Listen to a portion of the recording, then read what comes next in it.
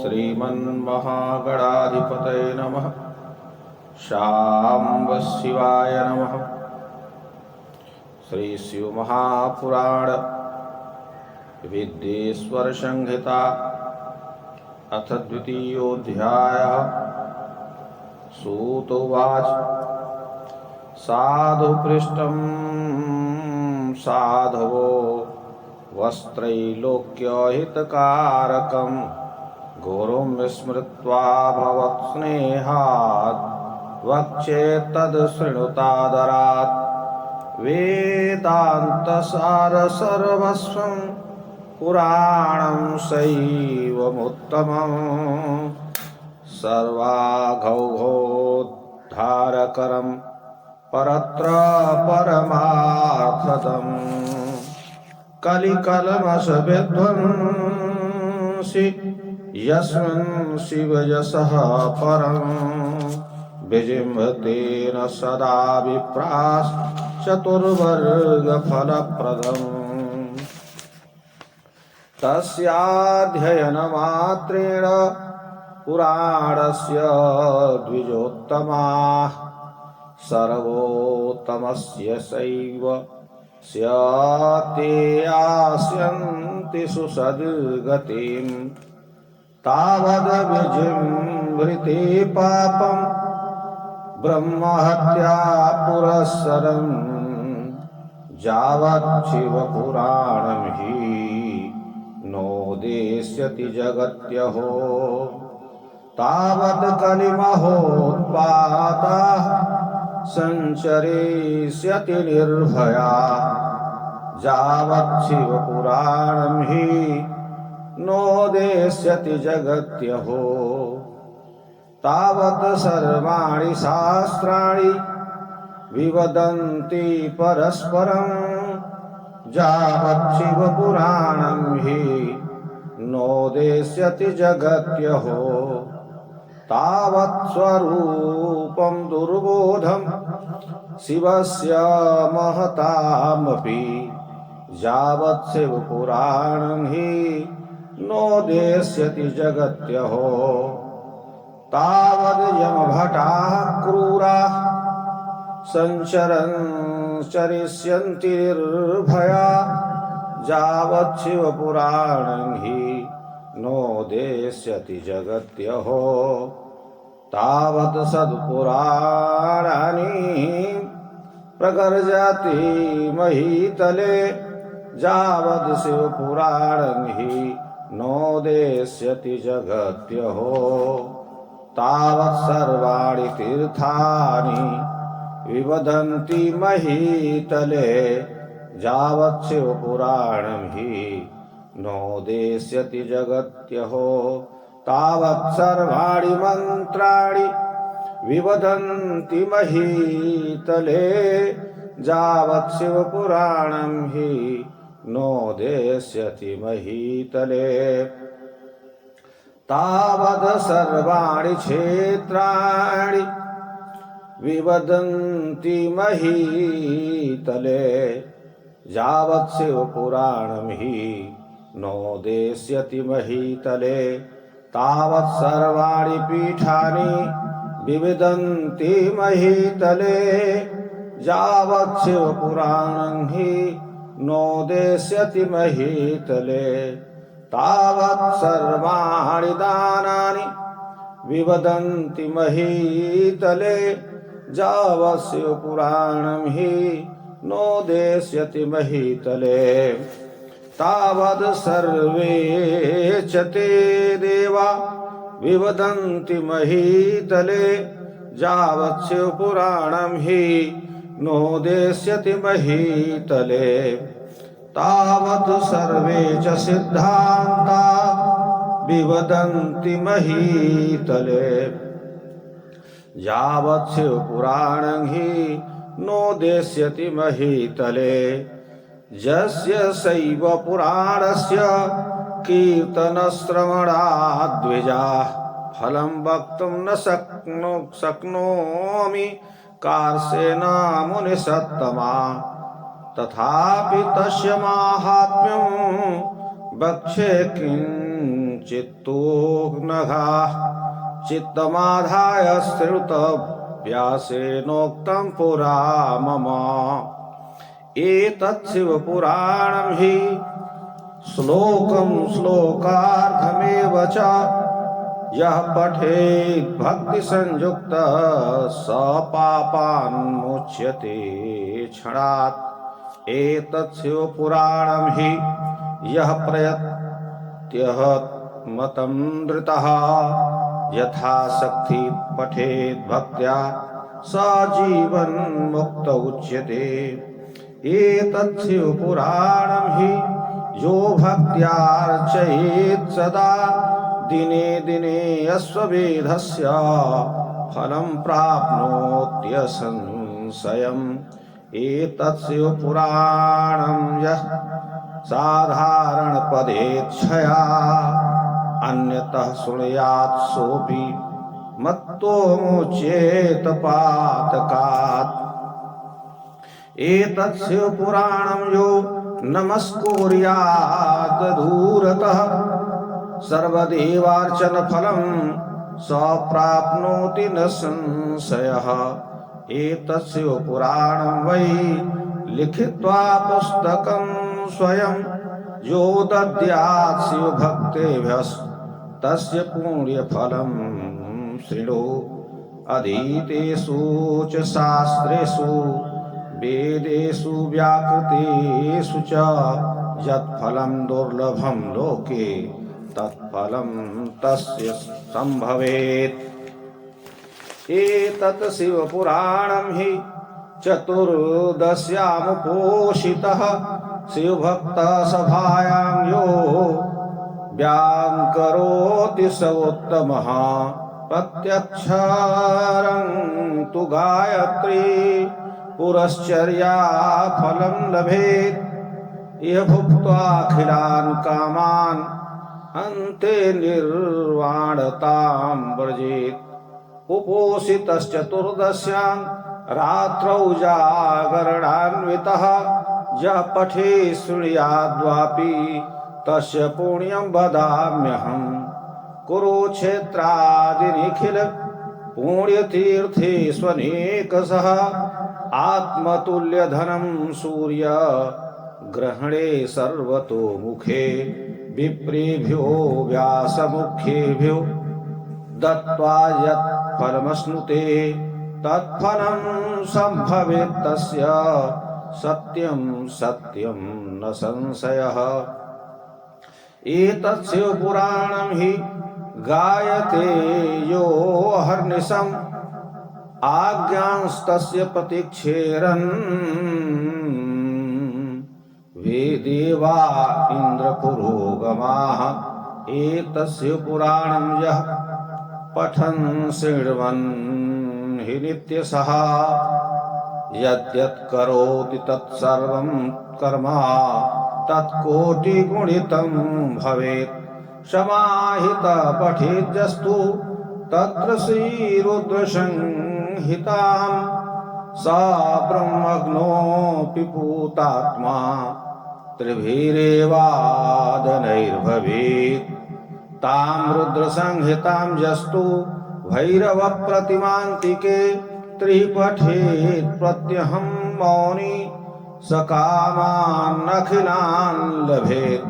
तां रुद्रसंहितां यस्तु स पठेत् वटबिल्वयोः प्रदक्षिणां प्रकुर्वाणो ब्रह्महत्या निवर्तते। कैलाससंहिता तत्र ततोऽपि परमा स्मृता ब्रह्मस्वरूपिणी साक्षात् प्रणवार्थ प्रकाशिका। कैलाससंहितायास्तु माहात्म्यं वेत्ति शङ्करः कृष्णं तत्पर्धव्यासश्च तदर्थं वेद्म्यहं द्विजाः।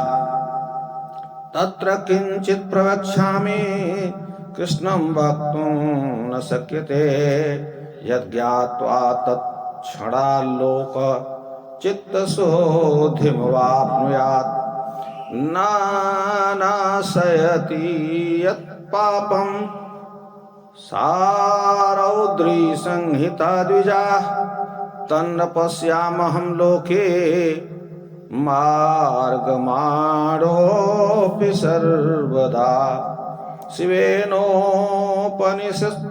सिन्धून् मथनोत्पादितां मुदा कुमाराय अर्पितां तां वै सुधां पीत्वा मरो भवेत् ब्रह्महत्यादिपापानां निष्कृतिं कर्तुमुद्यतः मासमात्रं संहितां तां पठित्वा मुच्यते ततः दुष्प्रतिग्रह दुर्भोज्य दुरालापादिसंभवं पापं संकृतकीर्तनेन संहिता सा विनाशयेत् शिवालये बिल्ववने संहितां तां पठेतु यः तत्फलमाप्नोति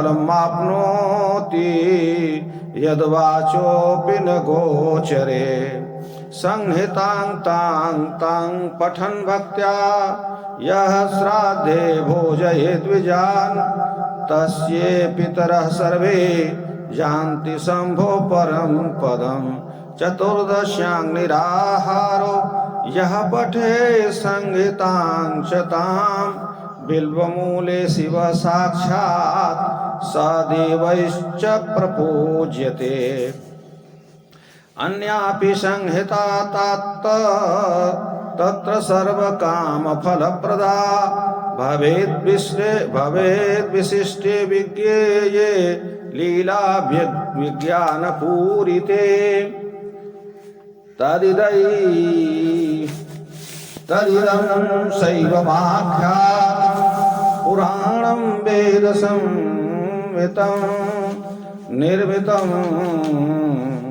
शिवेनैव प्रथमं ब्रह्मसंहितं विदेशं च तथा रौद्रं वैनायकं मथौमिकं मात्रं रुद्रैकदशकं कैलासं शतरुद्रकं कोटिरुद्रसहस्राद्यं कोटिरुद्रं तथैव च वायवीयं धर्मसंज्ञं पुराणम् इति भेदतः संहिता द्वादशमितां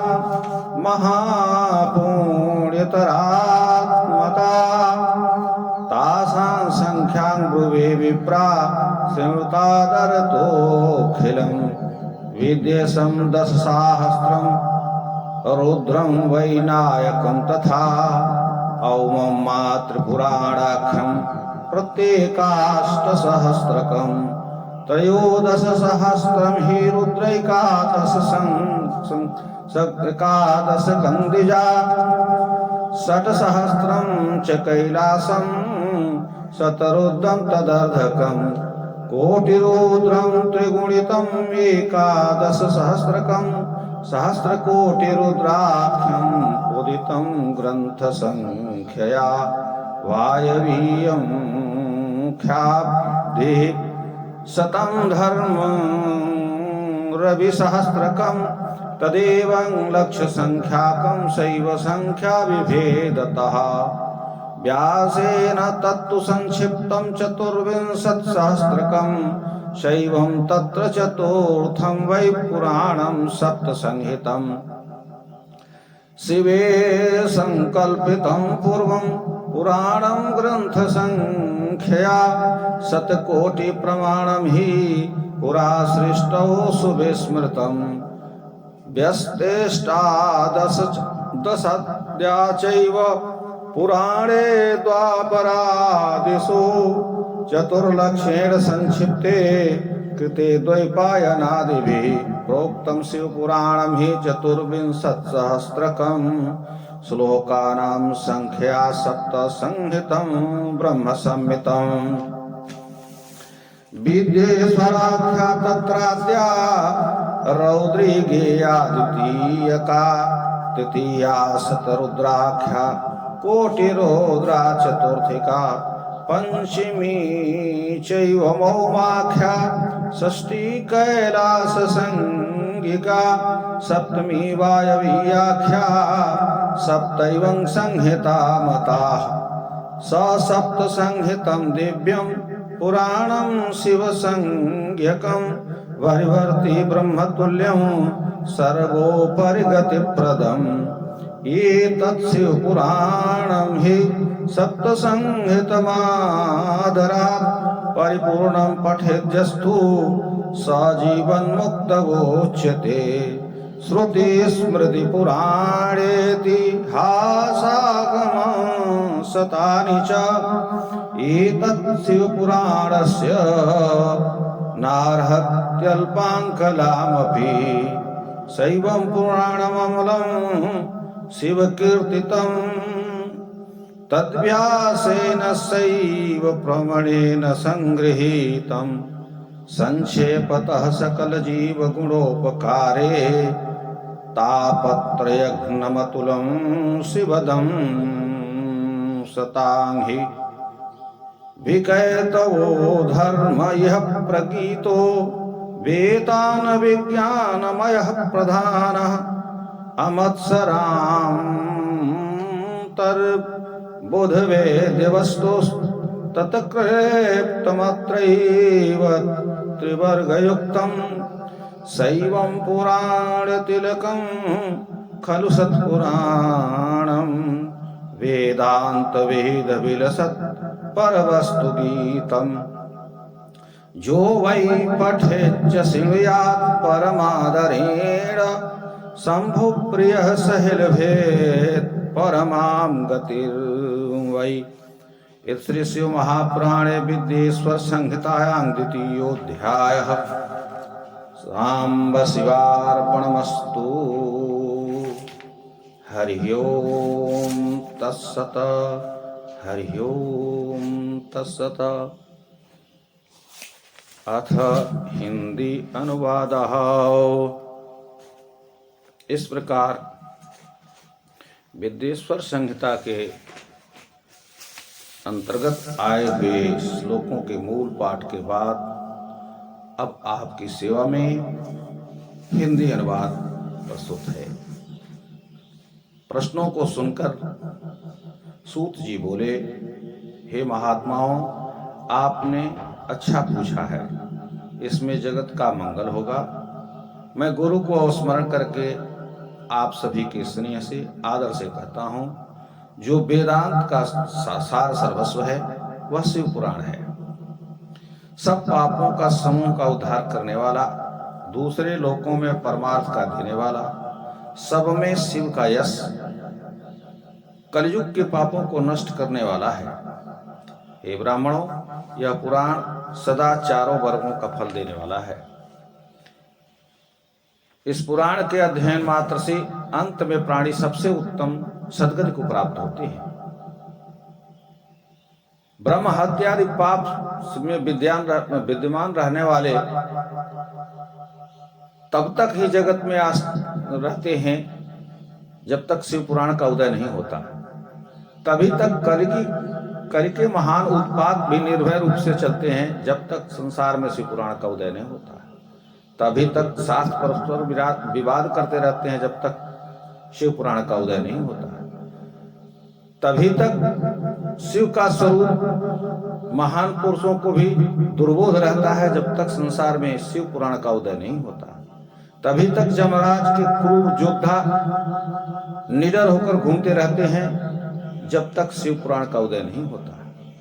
तभी तक दूसरे पुराण पृथ्वी में गरजते हैं जब तक शिव पुराण का उदय नहीं होता। तभी तक तीर्थ पृथ्वी में विवाद करते रहते हैं जब तक शिव पुराण का उदय नहीं होता। तभी तक सारे मंत्र पृथ्वी में विवाद करते रहते हैं जब तक शिव पुराण का उदय नहीं होता। तभी तक सारे क्षेत्र पृथ्वी में विवाद करते हैं जब तक शिव पुराण का पृथ्वी में उदय नहीं होता। तभी तक सारे पीठ पृथ्वी में विवाद करते रहते हैं जब तक शिव पुराण का उदय नहीं होता। तभी तक दान पृथ्वी में विवाद करते हैं जब तक शिव पुराण का उदय नहीं होता। तभी तक देवता पृथ्वी में विवाद करते हैं जब तक शिव पुराण का उदय नहीं होता। तभी तक सब सिद्धांत पृथ्वी में विवाद करते हैं जब तक पृथ्वी पर शिव पुराण का उदय नहीं होता। हे ब्राह्मणों, इस शिव पुराण के श्रवण कीर्तन से जो फल होता है मैं संपूर्ण वर्णन नहीं कर सकता। संक्षेप में उसके कुछ महात्मा कहता हूं, आप सावधान होकर सुनो। यह मुझसे व्यास जी ने कहा था। इस शिव पुराण का एक श्लोक अथवा आधा श्लोक जो भक्त से सुनते हैं वह उसी समय सभी पापों से छूट जाते हैं। जो इस शिव पुराण को प्रतिदिन आलस्य रहित होकर यथाशक्ति भक्ति से पढ़ते हैं वो जीवन मुक्त हो जाते हैं। इस शिव पुराण की जो सदा भक्ति से पूजा करते हैं वे दिन दिन अश्वमेध के यज्ञ का फल प्राप्त करते हैं। जो यह शिव पुराण है इसके साधारण पद अक्षर जो कि दूर से ही कोई श्रवण कर लेता है वह भी महान पातक से छूट जाता है। जो इस शिव पुराण के निकट हो नमस्कार करते हैं वह सब देवताओं के अर्चन का फल प्राप्त करते हैं। जो शिव पुराण को लिखकर शिव भक्तों के निमित्त देते हैं सभी शास्त्रों के अध्ययन का फल प्राप्त करते हैं। जो शिव पुराण को चतुर्दशी के दिन व्रत करके कहता है, व्याख्यान करता है, वह सबसे उत्तम है। जो गायत्री के प्रत्येक अक्षर के पुरस्चरण का फल है वह उसे प्राप्त होता है। वह यहां सारे भोगों को भोग कर अंत में जीवन मुक्त हो जाता है। जो चतुर्दशी के दिन व्रती होकर रात्रि में जागरण करते हैं, जो इसे पढ़ते और सुनते हैं, मैं उनके पुण्य का फल कहता हूं। कुरुक्षेत्र आदि अनेक पुण्य स्थान में सूर्य ग्रहण में अपने तुल्य धन कथा कहने वाले को देते हैं। अवश्य ही निसंदेह ही वे इंद्रादि देवताओं के द्वारा सम्मानित किए जाते हैं। जो इस शिव पुराण को नित्य पढ़ते हैं सुनते हैं, जो सत्कर्म करते हैं उसका कोटि गुना फल प्राप्त होता है।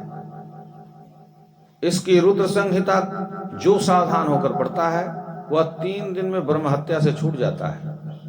इसकी रुद्र संहिता जो भैरव जी की प्रतिमा के निकट प्रतिदिन 3 बार मौन होकर पढ़ता है वह मनोरथों को प्राप्त हो जाता है। अथवा रुद्र संहिता को जो बट और बिल्व की प्रदक्षिणा करके पढ़ता है उसकी ब्रह्म हत्या निवृत्त हो जाती है। इससे परे कैलाश संहिता का और अधिक महात्म्य है जो साक्षात ब्रह्म स्वरूपिणी ओंकार के अर्थ की प्रकाश करने वाली है। हे ब्राह्मणों, कैलाश संहिता का संपूर्ण महात्म शिव जी और आधा व्यास जी और उसके आधा मैं जानता। सब तो कह ही नहीं सकता, उसमें से कुछ कहता जिनके जानने से तत्काल चित्त शुद्ध हो जाता है। हे मुनियों, रुद्र संहिता लोक में जिन पाप को नाश नहीं करती वह तो ढूंढने से भी नहीं मिलेगी। शिव ने जो उपनिषद रूपी समुद्र से मथ कर निकाली वह कुमार को अर्पण की, जिसका ज्ञानामृत पान करने से प्राणी अमर हो जाता है। ब्रह्म हत्यादि पापों की निष्कृति करने को उद्यत होकर इस संहिता को 1 महीना पढ़कर प्राणी पापों से मुक्त हो जाता है। दुष्प्रतिग्रह, दुर्भोजन, दुर्वचन आदि से उत्पन्न हुआ पाप इस संहिता के पाठ करने से नष्ट हो जाते हैं। शिवालय व बेलपत्र के वन में इस संहिता को जो भक्ति से पढ़ता है वह ऐसे फल को प्राप्त होता है जो कहा नहीं जा सकता।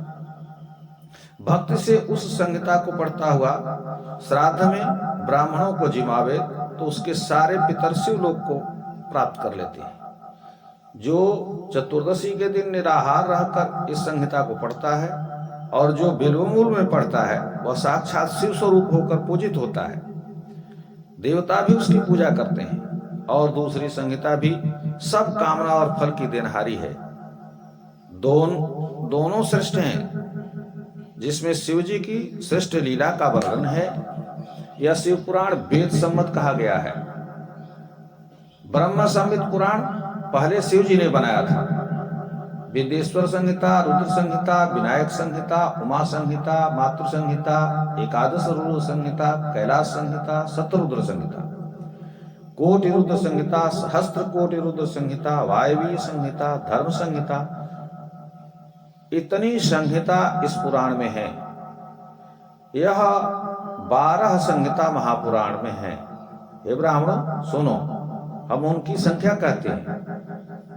विदेश्वर संहिता 10,000, इतनी ही विनायक संहिता, उमा संहिता 8,000, मातृ संहिता 8,000, एकादश रुद्र संहिता 13,000, कैलाश संहिता 6,000, शतरुद्र संहिता 3,000, कोटि रुद्र संहिता। तब व्यास जी के जिन्हें संक्षेप कर संहिता के इतने सारे श्लोकों को 12,000 संकेता, इस प्रकार शिव पुराण 1,00,000 श्लोक का था। तब व्यास जी ने संक्षेप कर इसे 24,000 किया। यह 7 संहिता युक्त व्यास जी ने चौथा शिव पुराण बनाया। इससे पूर्व 3 दूसरे पुराण हैं और सृष्टि के प्रारंभ में यह पुराण शिव ने 100 करोड़ श्लोकों में कहा था, परंतु वह विस्मृत हो गया। फिर व्यास जी ने द्वापर के आदि में उनके 18 भेद करके 4,00,000 श्लोकों में संक्षिप्त किए। उसमें से शिव पुराण में 24,000 श्लोक हैं और ब्रह्म संहिता इसमें 7 संहिताएं हैं। उनका क्रम यह है कि पहले विदेश्वर संहिता, दूसरी रुद्र संहिता, तीसरी शतरुद्र संहिता, चौथी कोटि रुद्र संहिता, 5वीं उमा संहिता, 6वीं कैलाश संहिता और 7वीं वायवी संहिता है। इस प्रकार 7 संहिताएं हैं। यह दिव्य शिव पुराण 7 संहिता युक्त सर्वोपर विराज रहा है, सबसे सुंदर गति देता है। यह ब्रह्मतुल्य है। इस पुराण की 7 संहिता जो पूरी आदर से पढ़ता है वह जीवन मुक्त होता है। श्रुति, स्मृति, पुराण, इतिहास, अनेक शास्त्र इस शिव पुराण की अल्प कला के बराबर भी नहीं। यह निर्मल पुराण शिव जी ने कहा है और शिव धर्म में चतुर व्यास जी ने इसे संग्रह किया है। संपूर्ण जीवों के उपकार के निमित्त इसको व्यास जी ने संक्षेप किया है। यह तीनों तापों को दूर करने वाला और सत्पुरुषों का मंगल करने वाला है। इसमें छल रहित धर्म का कीर्तन किया गया है। यह वेदांत के विज्ञान से युक्त और प्रधान है। यह मत्सरहीन विद्वानों की जानने के योग्य वस्तु है और सत्पुरुषों के कृत्य से युक्त त्रिवर्ग का देने वाला है। यह शिव पुराण सत्पुरुषों का तिलक स्वरूप है। इसमें वेदांत और वेद में होने वाली सद्वस्तु का वर्णन किया गया है। जो इसको आदर से पढ़ता सुनता है वह शिव का प्रिय हो परम गति को प्राप्त होता है। इस प्रकार श्री शिव महापुराण के विदेश्वर संहिता का दूसरा अध्याय पूर्ण हुआ। साम शिवार्पणमस्तु। हरि ओम तत्सत।